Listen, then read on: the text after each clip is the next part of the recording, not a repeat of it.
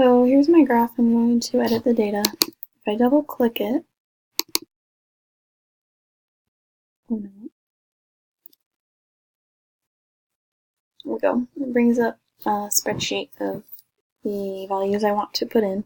So I'm going to be writing different languages spoken in Utah. And, and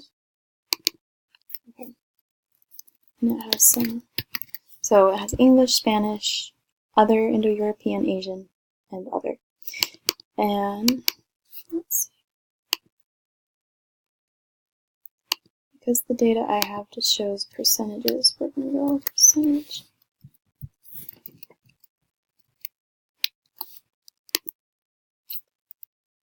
And in cell, we have 5.3 English percent.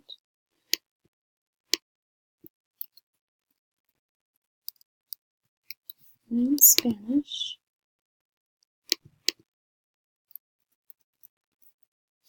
And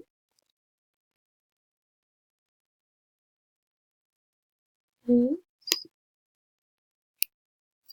9.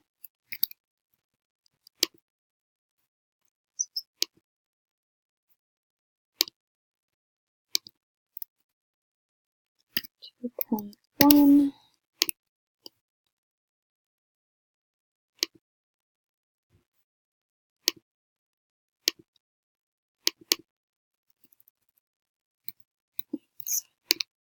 And once I've done that, I can just click out, and now it's reflected in my graph.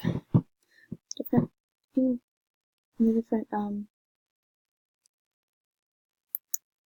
languages. 5, 9, 1, 2, and then others. Hard to see.